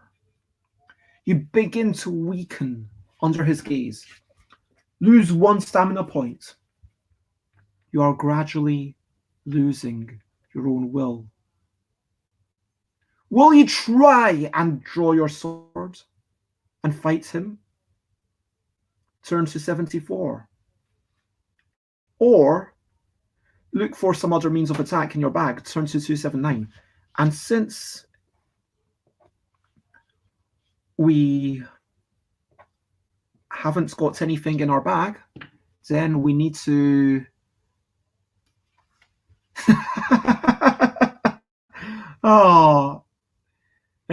now I'm going to say 74. And Xate says, now I am cook for board games. Yes, exactly. It's his imperative. You have lost your will. You are no longer will cook for board games. You no longer have the option whether you will cook or not cook. You must cook for board games. Anyway. Test your luck. No! 11! Oh my gosh, we failed! We failed our luck! Oh my gosh! Whew. If you're lucky, you break his gaze and can prepare to attack. Turn to 279. That seems odd.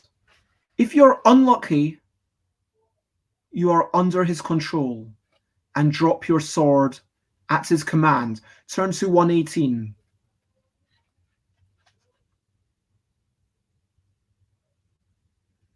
As you approach, he rises from his coffin, spreads his cloak, and takes you under it. Your last living memory is a flash of pain as his sharp teeth sink into your neck. You should never have let yourself get into eye contact with a vampire.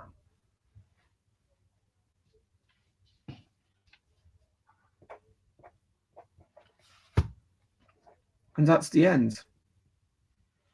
We are actually dead. So, wow. That's it.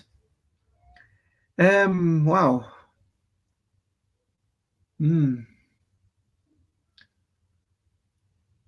I will probably just to so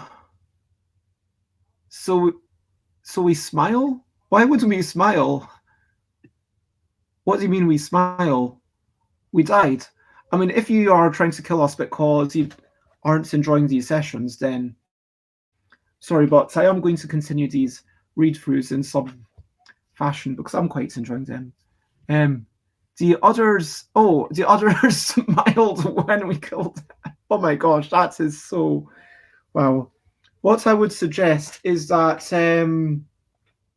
this seems like that seems like a really good ending to episode 3. So we are dead. I guess let's reflect on everything that's happened. And maybe next week on the Wednesday, we can rewind time a little bit and catch up from somewhere else. So so we went and what happened in this chapter? Let me actually. So we started off by grasping the lever that would not hurt us. Of course we did. We went through windy passage after windy passage. I made a mistake, literally turning to the wrong section. My brain got confused. And there were 2 very, very similar paragraphs on the same page that were, almost identical. And honestly, if I had not written down the numbers, I would not have noticed for a while. And it was a future that may or may not come to be. We went through windy passage after windy passage. We went through a small part where the walls seemed to be laughing at us. We tested our luck as the trapdoor gave way and jumped out of the way just in time. We found the underground river and we took on some piranhas that we won. And we took on the crocodile. And by winning, we got some skill and luck. And then it came to be that on the other side of the passage, we did not have the key to venture in. We tried the door. We got knocked on our head. But for whatever reason, our possession stuck with us. And then I was thinking, wow, this book is being very generous. And then we carried on, and it came to be that by making eye contact with the vampire,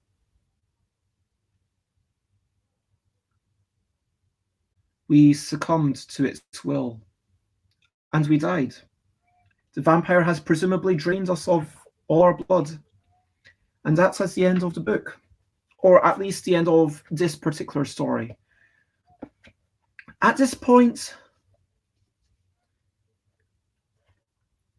this is what might have happened if we were on our own, and this is the point where, for a player, you start thinking, okay, what am I going to do? Am I just going to go back a few pages? Am I just going to go back a few options? At which point, think, well, it is kind of like, yeah, giving yourself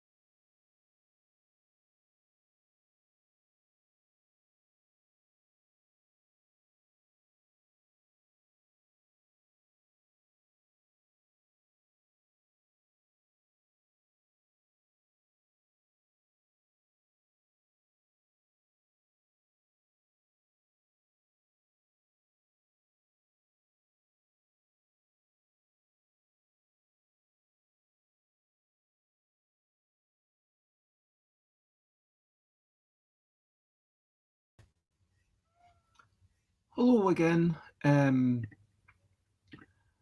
Sorry about all of that.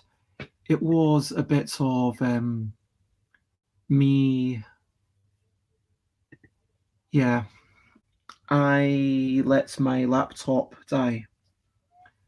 So if I were playing this on my own, I would be just turning back and coming back in a little page. This is where it becomes almost. This is where the real agency comes in certain ways. And just like in Dungeons and Dragons, they expect you to break the rules in a lot of ways. They expect you to say, okay, we want to have this ladder. Maybe it's a rickety ladder, or maybe it's a broken bridge. These rules are a framework. By the same token, I'm not going to roll up a character and go through the first bunch of sections again just to do that. But maybe I might even cheekily look ahead, but lets you people make the decisions. Maybe going back to when we started episode 3, so it will be Lady Bezebell II, who happens to have made exactly the same choices up until after pulling the lever. Oh, instead of writing a task, please write the message. Never forget your brilliant Bez. Oh, that's Oh, that's really lovely.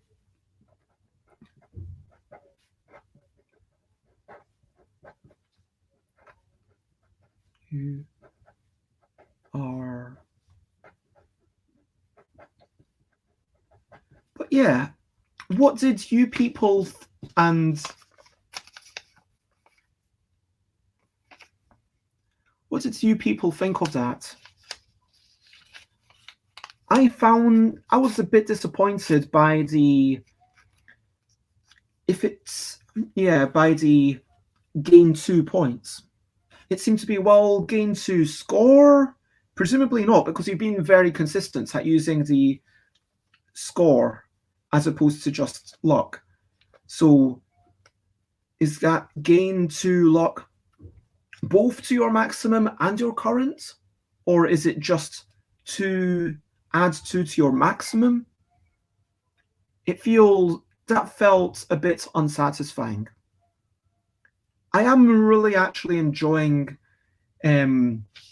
writing down the things and just noticing when we go back on ourselves and it's like, oh, actually, this bit with the fairy, when there was a sort of Groundhog Day, that kind of takes out of the suspension of disbelief a little bit, doesn't it? When it's like, okay, it's exactly the same thing. And I understand they don't want to write almost exactly the same passage again. And I wonder, are all of them limited by 400? I'm just going to have a very quick check for the first few and the last couple. And let me gaze at. Yep, they do all seem to be 400 sections in number 54. Yep, all of the fighting fantasy books seem to be 400 sections. I mean, I guess that it feels a bit arbitrary, but yeah, fair enough. That's a constraint that they decided to keep for themselves. It just feels like they could have summarized it and said, you're back at the start. You can either ring the bell or do that. I've never written... Oh, actually, that's a lie. I wrote one thing when I was maybe like 10 years old. It was really, really, really bad. I would not want anyone to read it. Oh, yeah. I think all of these questions, they can be for everybody. So yeah, tell us more about this, Xate. I'm interested to know about this interactive fiction that you've written. I actually wonder whether...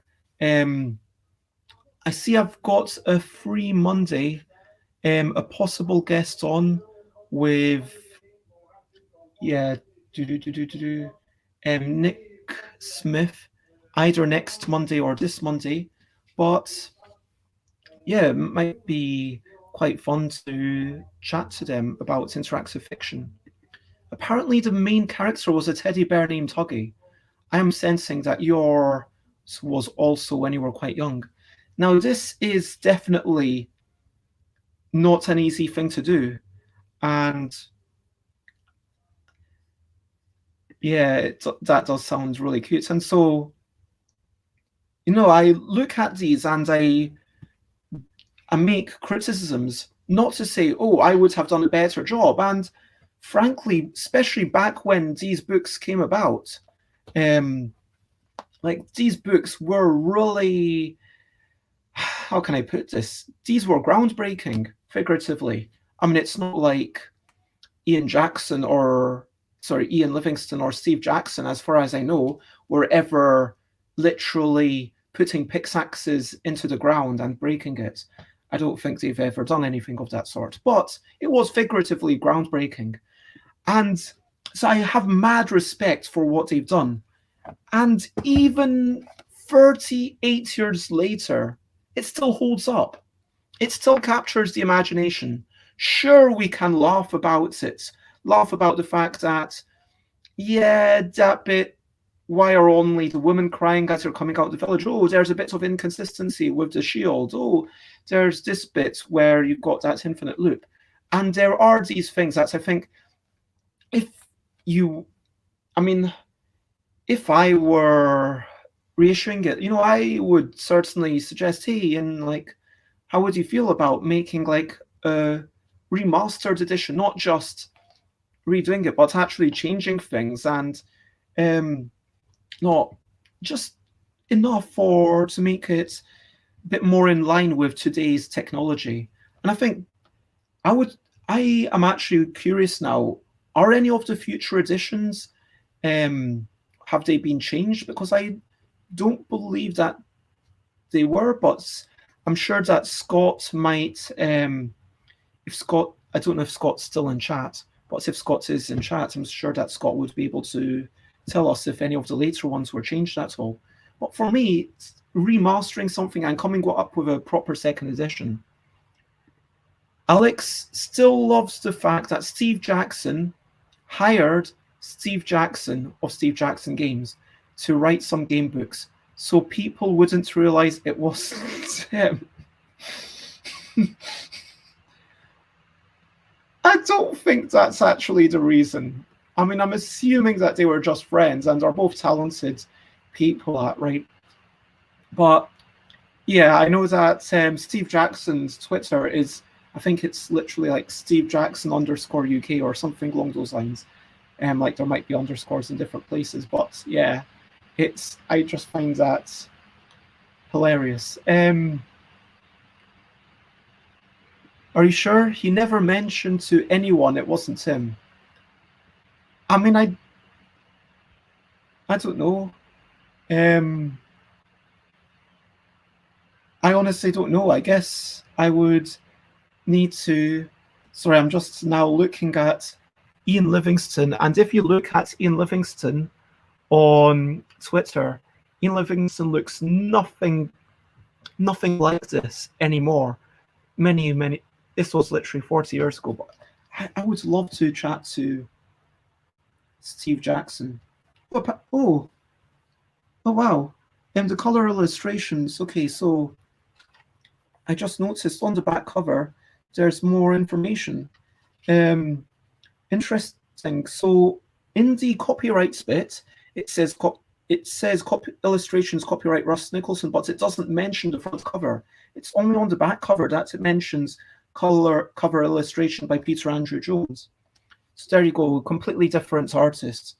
And I'm now curious, where's the second one? Who did the illustrations for this? Did they stick with Russ Nicholson? So yep, Russ Nicholson. Illustrations, Malcolm Barter. Yeah, Malcolm's illustrations don't seem quite as... But maybe Russ did the best and was kept involved for the kind of flagship ones. Yeah, no, I have enjoyed this. I've really enjoyed reading through it with you, and I will probably continue doing... Oh, there we go. For number 55, Russ Nicholson is still there. And hello, Carter Lee. It's lovely to see you. We have just died. We have been reading The Warlock of Firetop Mountain, and we gazed into the eyes of a vampire, and sadly, we are now dead. But, you know, because it's a game book, we can rewind time because it's not real life, and we have access to time machines, and by time machines, I mean recording numbers, and so there will be maybe I'm going to call it part 3 open brackets do-over. I think that makes sense. So we will start at exactly the same point as we started today. So yeah, we'll have a part 3 do-over where we just redo everything from today. But yeah, it's all good. And that brings me to the end of the session. It has been lovely chatting with everyone.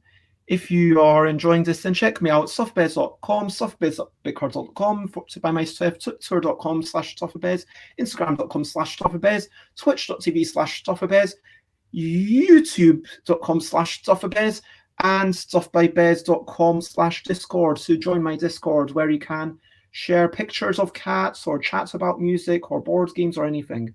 And I've got a new channel in the Discord after yesterday to talk about music. Yes, it has been.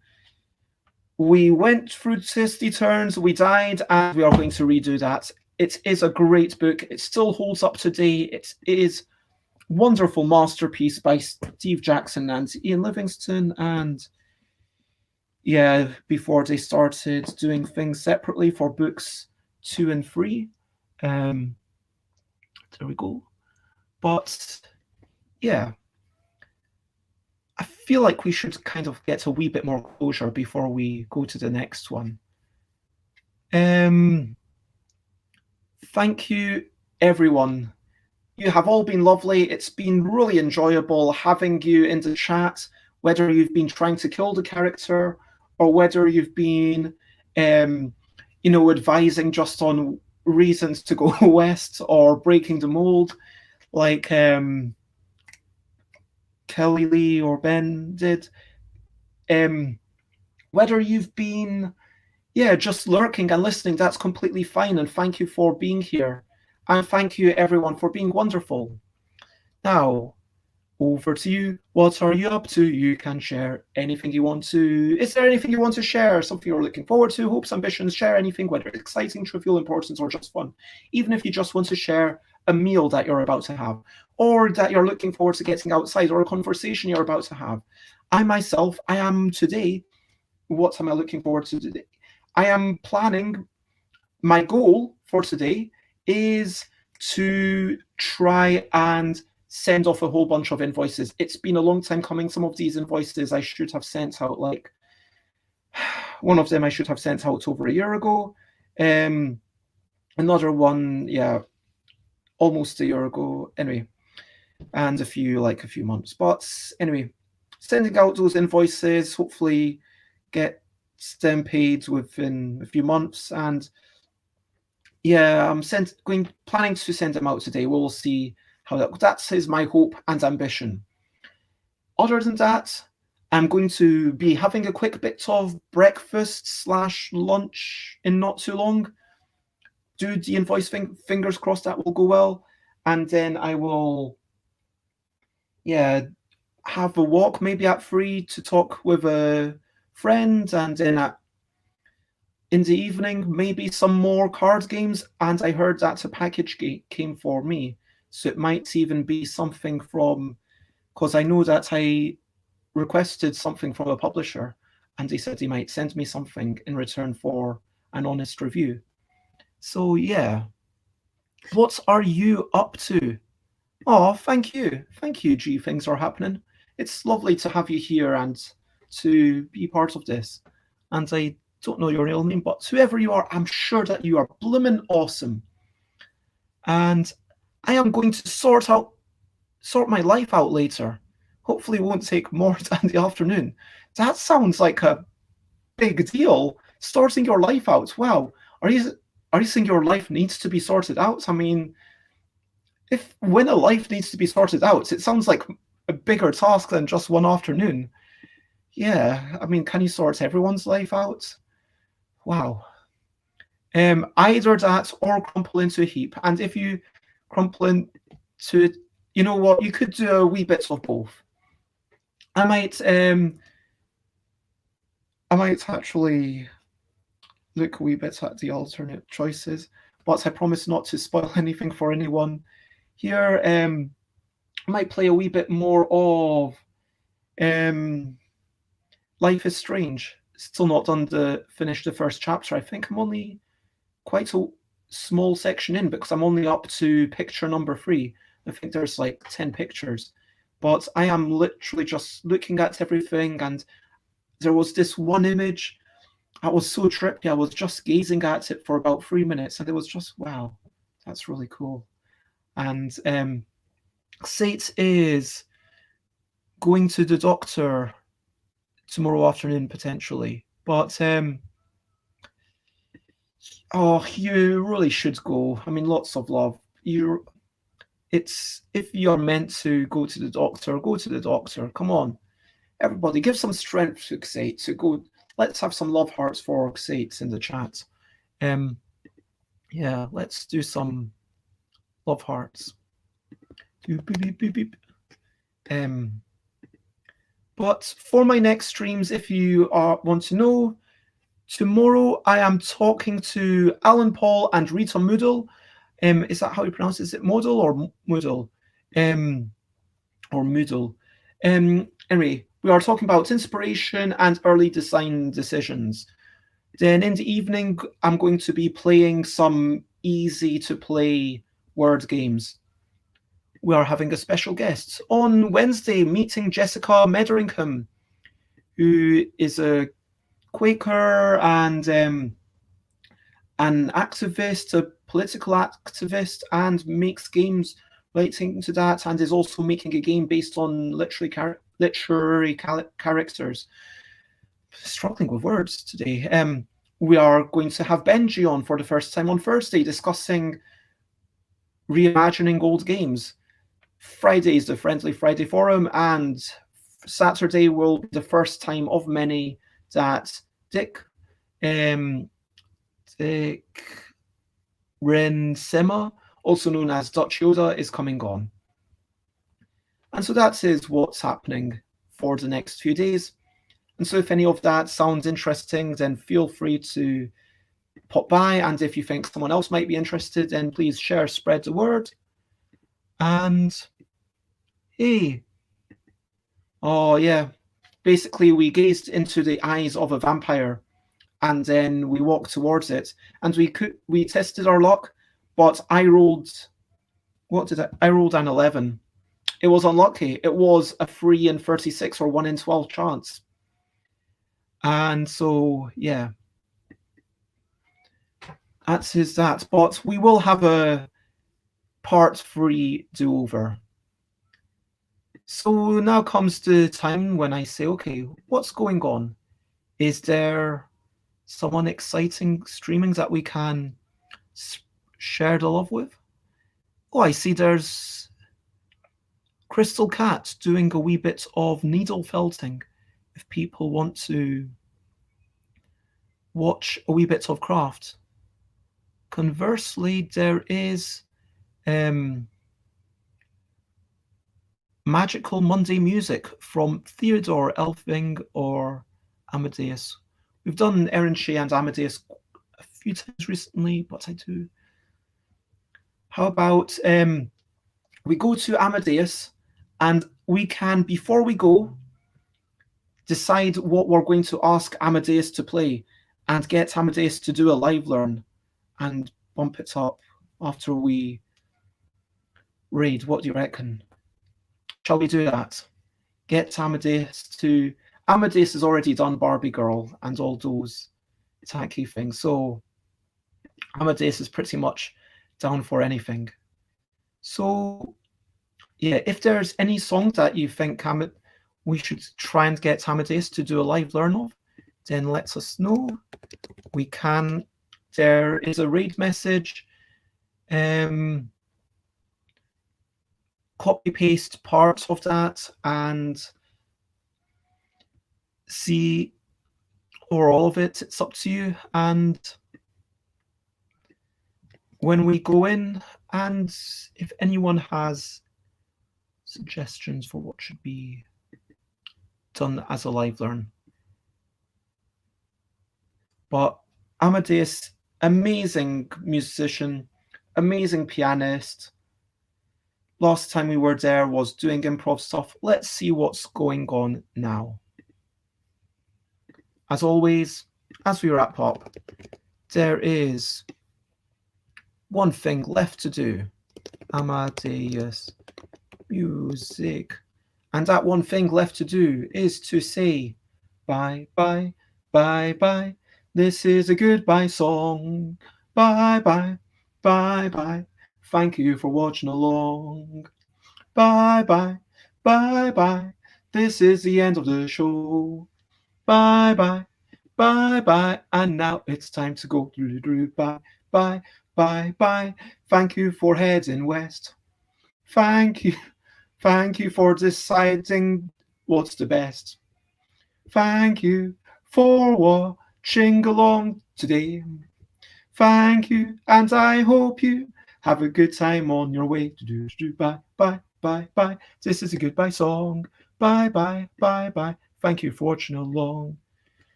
Bye bye, bye bye. This is the end of the show. Bye bye, bye bye. And now it's time to go. Bye bye, bye bye, bye bye, bye bye, bye bye, bye bye, bye bye, bye bye, bye bye, bye bye, bye bye, bye bye, bye bye, bye bye, bye bye, bye bye, bye